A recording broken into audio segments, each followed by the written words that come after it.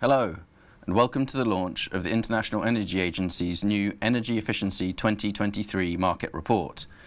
I'm Jethro Mullen, head of the IEA's communications team, and I'm joined today by IEA Executive Director, Dr. Fatih Birol, and by Dr. Brian Motherway, the head of our Energy Efficiency and Inclusive Transitions Office.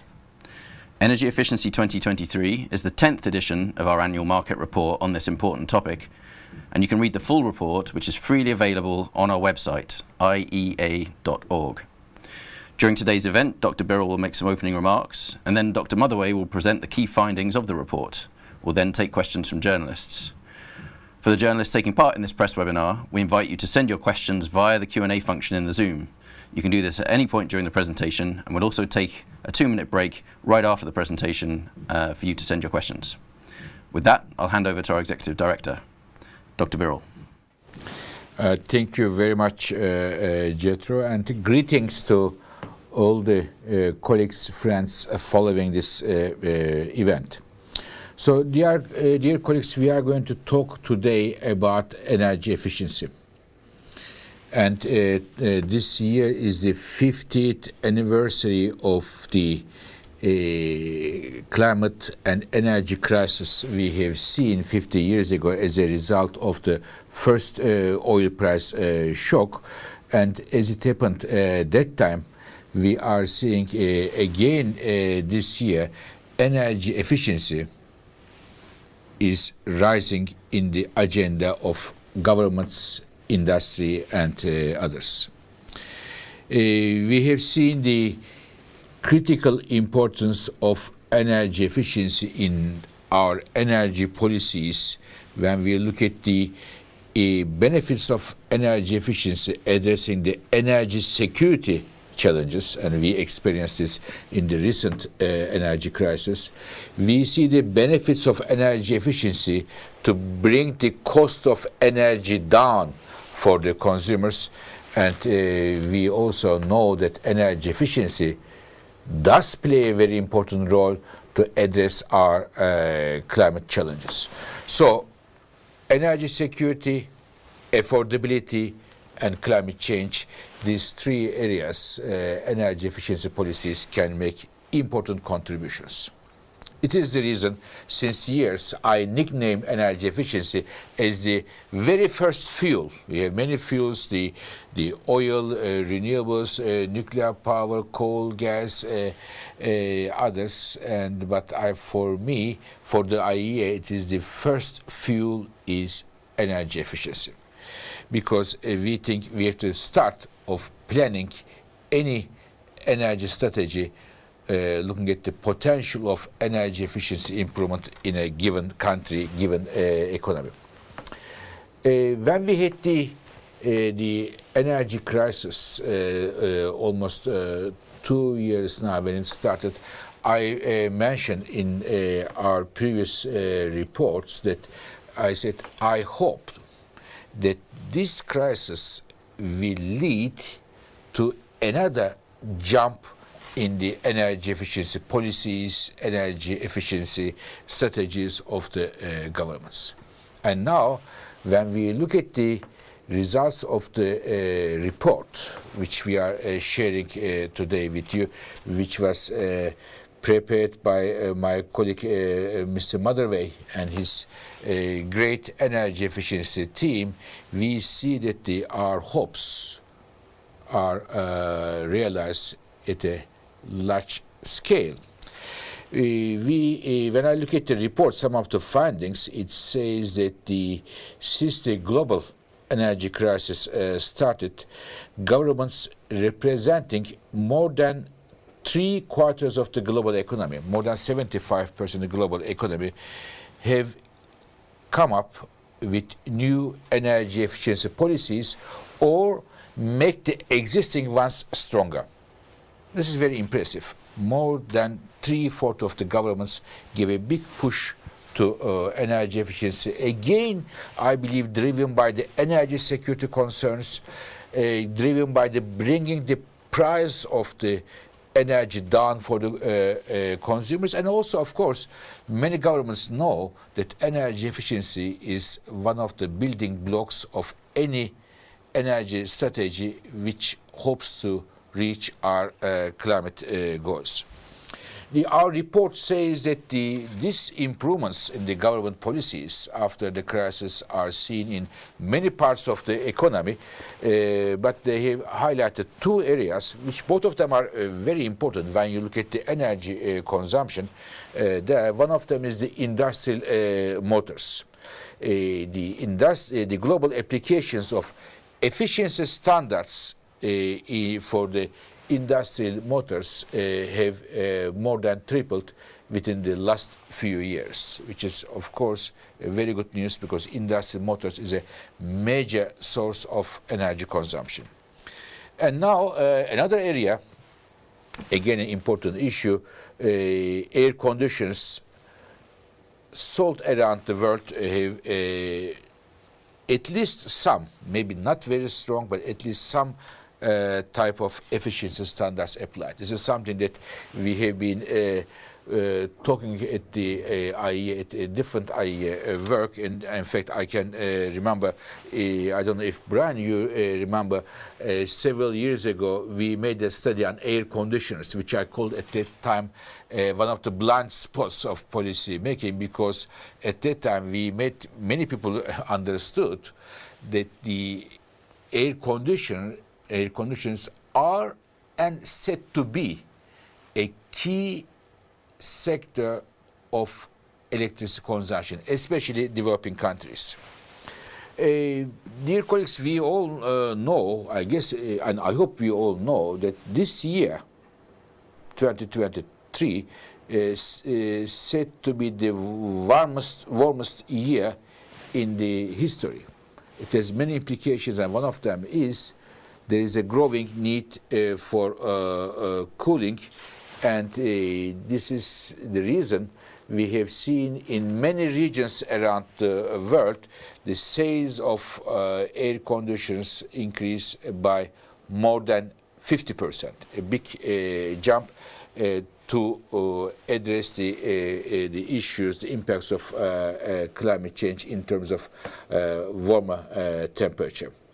And we know that in many countries, especially in the developing world, this includes especially Asia and Middle East and some parts of Africa, electricity consumption reached about 3/4 of the peak electricity consumption, which is another important challenge, which once again highlights the very important point we tried to make since years, that the air conditioners need to have the best efficiency standards in order to need to build less power plants. So this is another area that our reports look into.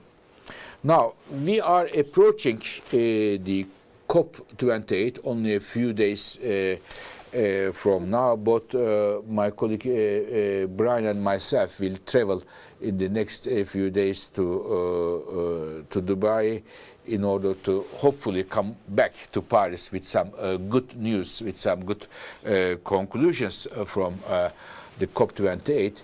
One of the conclusions we would like to get out of the COP28 is that the governments around the world would agree to double the global energy efficiency improvement and have it as an important global target. Global energy efficiency improves about 2% per year. It was 2022, about 2%.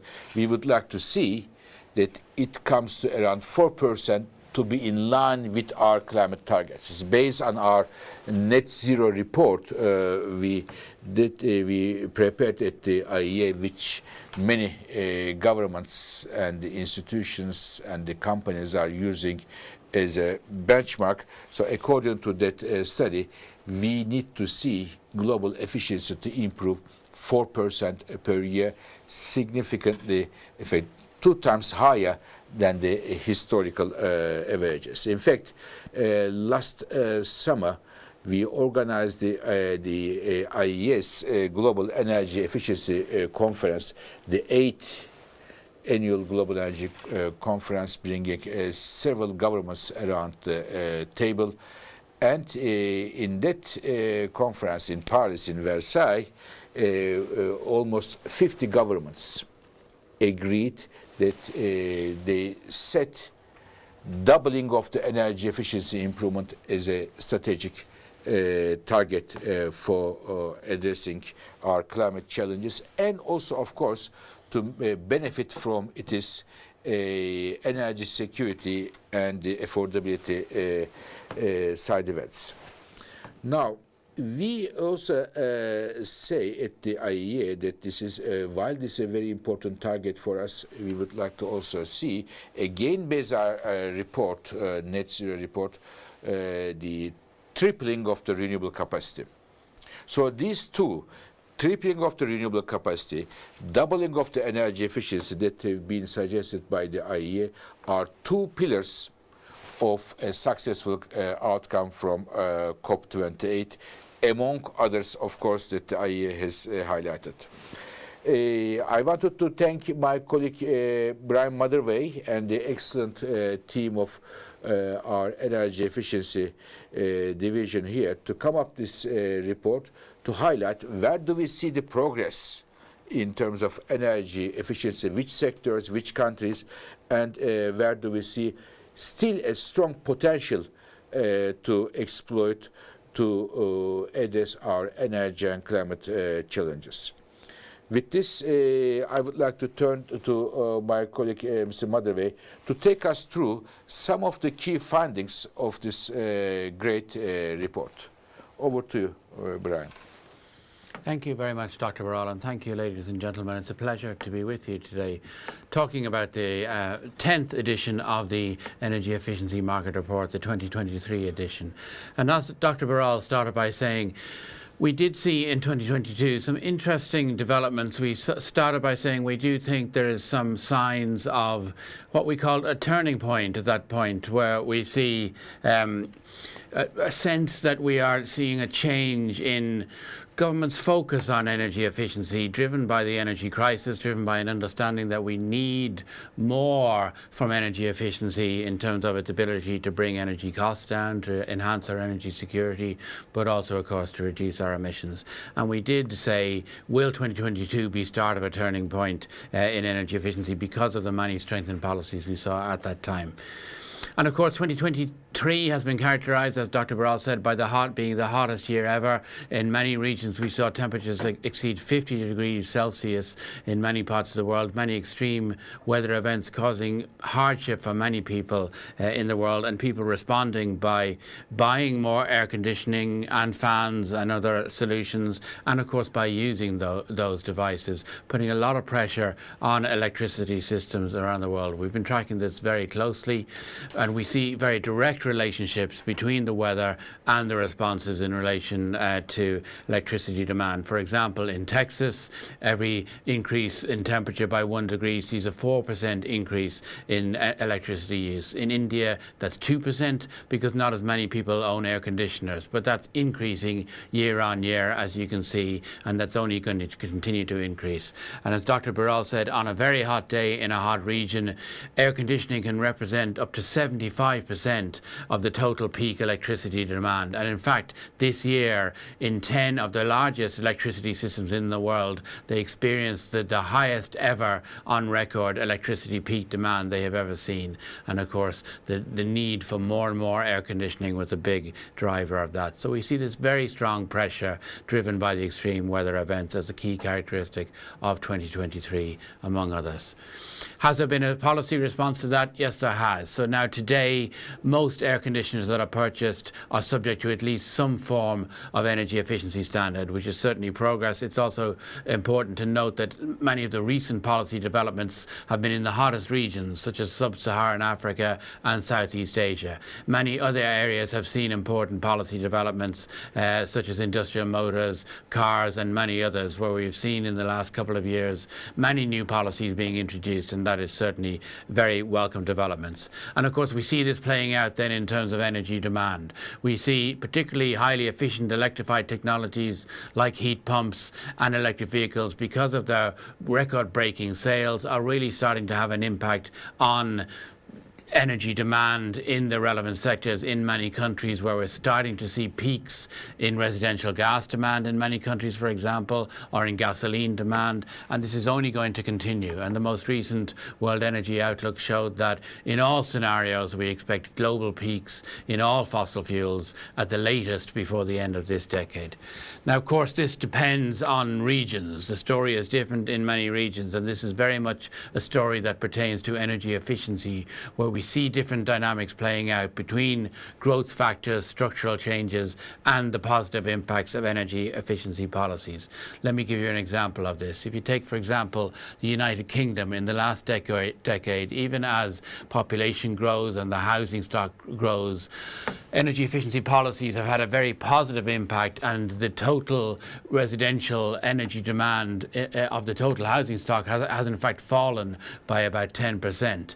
If you contrast that to an economy like Brazil, where structural changes and changes in the way people are living, particularly moving away from multi-family dwellings, means that those changes have actually cancelled out the energy efficiency gains, and the sector as a whole is using more energy. Now, it's very important to note that in the housing sector, a typical house in the United Kingdom, energy use per capita is 4 times higher than in Brazil. So I'm talking about the different dynamics that are in play in terms of socio-economic development, interlocking with energy efficiency effects, and the need, therefore, for energy efficiency policies to work even harder if we're going to see the gains accrue globally and make those important energy efficiency progress around the world that we need to see. So these are the effects that are playing together when we see the overall effect that last year we saw a global improvement of 2% in energy intensity. This year that's not going to be as high, because we see these different structural effects playing in different parts of the world. There are a lot of regional effects going on here. In some regions, in fact, they will make intensity gains that are a lot higher than 2%.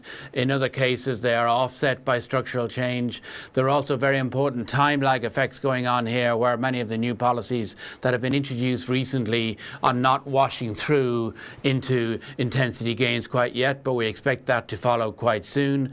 And there are also different dynamics then in terms of these regional dynamics, these time dynamics playing. So we're expecting a lot of improvements to flow quite quickly, but unfortunately we're not seeing them yet. And these all speak to what Dr. Birol mentioned about the importance of the 2030 goal of doubling the rate of improvement between now, starting from 2022 to the end of this decade, which is seen in the IEA's net zero pathway as both necessary and indeed achievable if we're to be on target for our climate goals. If we deliver this doubling efficiency target, it's a critical step for the net zero pathway. It will deliver one of the biggest chunks of emission savings between now and 2030. It will reduce energy bills. It will create literally millions of energy efficiency jobs. And we do know it is a stretch target, but we also know that it actually can be done, because when we track countries' energy performance in recent years, we know that across countries right around the world, the vast majority of countries have hit that 4% target rate at least once in the last decade, and half of all countries have in fact delivered that rate at least 3 times in the last decade. And in fact, driven by the new policies we've seen introduced in the last 2 years, more than 40 countries in the world have hit that doubling rate of 4%, either in 2022 or in 2023, or indeed in both of those years. So we know the target can be achieved. What we're really not seeing yet is a sense of consistency, where countries are delivering that higher rate of efficiency gain year on year, consistently beating back those dynamic forces in relation to structural change and economic growth, but in making sure that the efficiency policies are strong enough to deliver the gains that we need to see. Now, those gains are coming because, in fact, the technologies we need to double our efficiency progress already exist. In all markets, the typically available best-in-class product already meets the standards we need to deliver a doubling of efficiency by the end of this decade. And policy foundations are already in place, where policy standards are already meeting the level of doubling or moving quite close to it or on a trajectory close to it, such as you see here with car efficiency standards, where the car efficiency standards have already mapped out through announcements or further developments already mapped out through policies around the world a path towards the efficiency gains we need to see by 2030. So we know that the technologies are on the map and the policies are on the map to deliver the policy gains. And in fact, if you look around at best policy practices right around the world, if you take some of the best policies we look at today, I've chosen some examples on the slide here today, but in fact I could have chosen others. But if we take some of the best policies that exist around the world today and ask all countries to apply these best policies, apply them well, implement them well as part of policy packages, we could in fact deliver that doubling standard straight away. These policy examples are exactly what we discussed at IEA's annual global conference, and Dr. Birol mentioned the most recent conference at Versailles, where 46 governments signed up to the working together towards the doubling target by the end of the decade. I'm pleased to say that the government of Kenya has agreed to host next year's annual conference from the 21st to the 23rd of May 2024 in the city of Nairobi. We're looking forward to being hosted by the Minister and indeed President of Kenya in 2024. And we hope you will join us there for the 9th annual Global Conference on Energy Efficiency. And finally, in closing, I do want to note, as Jethro said at the start, this is the 10th edition of the Energy Efficiency Market Report. So I want to say, first of all, thank you to you, Dr. Birol, for your support for the energy efficiency agenda over the last decade, as we have seen it rise in importance and seen the work of the agency hopefully contribute to that around the world. And I want to thank my team and all of the agency working on energy efficiency and all of our friends and colleagues around the world working on energy efficiency as we see it grow to an importance and profile that it really hasn't had for a very long time. Thank you very much. Thank you very much for the presentation. So we now have some time to take some questions from journalists. We invite the journalists in attendance to send your questions through the Q&A function in the Zoom, if you haven't done so already. And please mention your media outlet along with your question. We'll take a 2-minute break to give you a chance to enter your questions, and we'll be right back.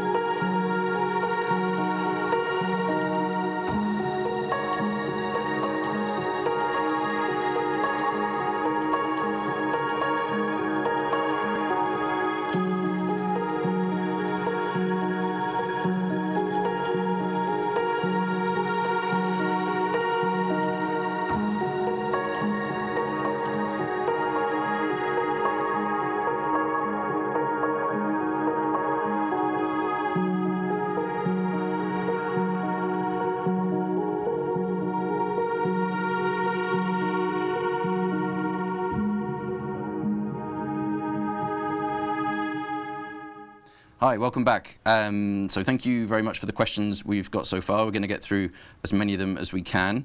The first one comes from Rhys Talbot from Argus Media, asking or noting that the greatest falls in energy intensity in recent years have come in Europe, where consumption in energy-intensive industries has fallen sharply because of high energy prices. Does this bode poorly for the prospects of global falls in energy intensity rather than simply shifts in energy-intensive industrial processes to different geographies? And then there's also a question from Nicholas Kermeyer. Given the bounce back we're seeing in energy efficiency, was 2022 just a blip on the radar, and is the doubling out of reach? And do you feel that the energy crisis has raised countries' awareness of energy efficiency and prompted long-term measures?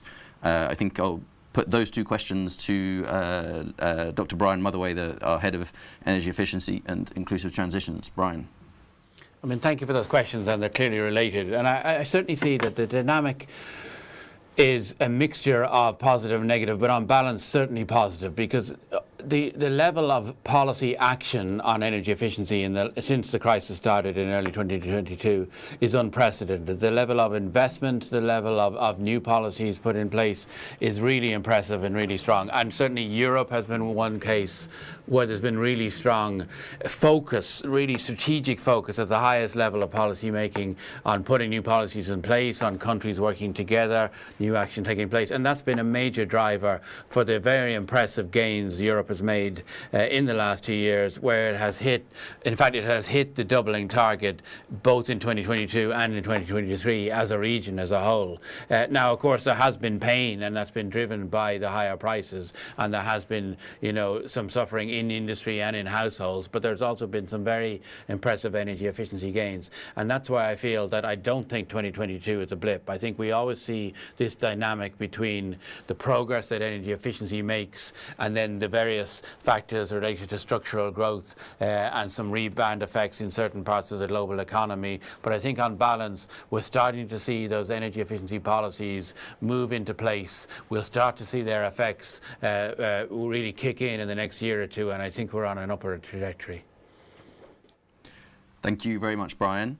And then we do have questions about the doubling goal at COP28 in Dubai. So Catherine Hours from Agence France Presse asks, what do you expect concretely from a commitment in Dubai? Is it first a question of raising awareness, how to make sure it is consistent and applied everywhere in the world? And then more broadly, there's a question saying you have called for a global agreement on both tripling renewable power capacity and doubling energy efficiency improvements by 2030. Based on your discussions with governments around the world, do you think COP28 will be able to deliver a commitment on both of these things? So I think those questions I'll pass to our Executive Director, Dr. Birol, and also just to note that the earlier question on the blip, whether 2022 was a blip, came from Nicholas Kermeyer, who's obviously from Euractiv. But now these latest questions to Dr. Birol. Thank you very much, Jethro. You are very precise, so thank you very much for that. So it is a very good question. These two questions, doubling and tripling. We have called for tripling of the renewable capacity to 2030 and doubling of energy efficiency improvement. And what I see now, talking with the different governments around the world, in Asia, in Europe, in Latin America, Africa, in North America, our discussions give us a hope that the governments in Dubai may come up with the tripling of the renewable capacity and doubling of the energy efficiency as two important targets, two important pledges. These two are extremely important to reach our climate targets, and of course they are going to give a signal to the markets, to the different stakeholders, to the investors, utilities, energy industry. It will be very important to get these two as a result of COP28. But in order to say that the COP28 provide the success that we as the International Energy Agency would like to see, we have three other important conditions, if I may say so, coming from COP28, in addition to renewables and energy efficiency targets. The third one would be that the governments agree on taking measures for orderly decline of fossil fuel use, starting with coal. This will be extremely important because we, on one hand, want to see clean energy to grow, but at the same time, we want to see the fossil fuel consumption to decline. So therefore, giving such an important signal will be extremely important and critical for a successful COP28. Fourth, we would like to see that the governments agree, together with the international financial institutions, to give a support to create mechanisms, financial mechanisms for the investment in clean energy sectors for developing and emerging countries. When we look at the investment trends, we see that the clean energy investments are growing, but the big chunk of this growth is taking place in advanced economies and in China. So we need to give a boost to developing and emerging countries financing for clean energy applications. And the fifth and last one, we very much hope to see that the oil and gas companies, the meeting is taking place in the Middle East, a major oil and gas producing region. The oil and gas companies from that region, but across the world, make commitments to align their strategies with Paris targets. Many of them say in their public speeches, deliberations, this is very good, but we would like to see them committing themselves for a few areas ranging from reducing their Scope 1, Scope 2 emissions by about 60% by 2030 compared to today, including a big decline in methane emissions, if not nullifying them, and at the same time their contribution to clean energy investments, which is today about 1%, the share of oil and gas industry in total clean energy investments around the world. They make commitments to increase those contributions. So these are the 5 criteria for the International Energy Agency to consider COP28 to be a successful one, and we are going to do anything we can to discuss with the governments, other stakeholders, to come out with this 5 results from COP28 in Dubai. Thank you. Thank you very much, Dr. Birol. So that brings the Q&A session to a close. If any journalists have further questions about the report, we invite you to reach out to our press office, press@iea.org, and we'll get back to you as soon as we can. So yeah, thank you very much to Dr. Birol, to Dr. Motherway. Thank you to the journalists for your questions, and thank you to everyone following this event for your interest in our work and this important topic of energy efficiency going into COP28. The full Energy Efficiency 2023 report is available for free on our website, iea.org, and there are a lot of useful insights in there, so please take a look. That's all for today. Thank you and goodbye.